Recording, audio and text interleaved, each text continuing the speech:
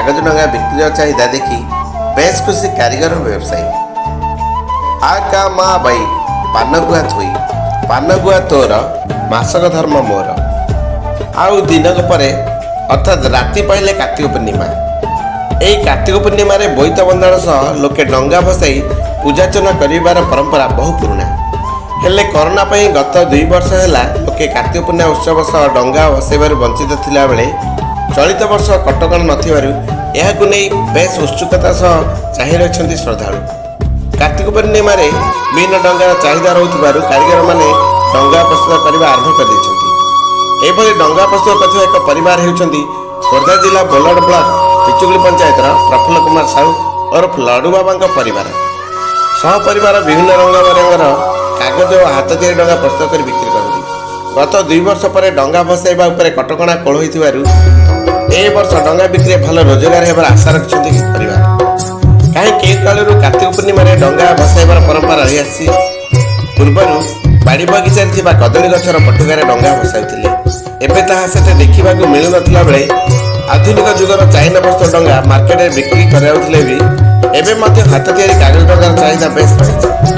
एथिपाई कार्तिक पूर्णिमा पूर्व कागज डंगा प्रस्तुत करथांती लडू बाबा और तांको परिवार। घरर समस्ते फांका समय डंगा निर्माण लगी पड़ती।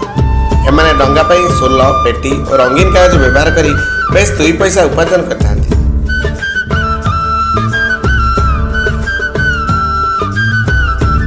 5 टंकार आरंभ कर 100 टका पर्यंत कागज डंगार मूल्य रही बेले सान ठारू बड़ डंगा पर्यंत विभिन्न डिजाइन डंगा बिक्री हुए। अनेक पर्वपर्वाणी समय लोके विदेशी सामग्री आपणाउथिला बेले विशेषकर कार्तिक पूर्णिमा समय कागज डंगार चाहिदा बेस रही कहते पुओ आ परिवार।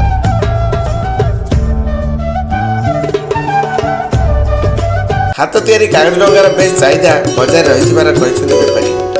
राज्य तथा राज्य बाहर ए डंगा बिक्री होगा जाउथिबार व्यवसायी। यही कुटीर शिल्प सरकार प्रोत्साहन जोगाई देले एभली एक क्षुद्र कुटीर शिल्प विकास हो पारिबो बोली आशा रखिछन्ति उभय कारीगर और व्यवसायी।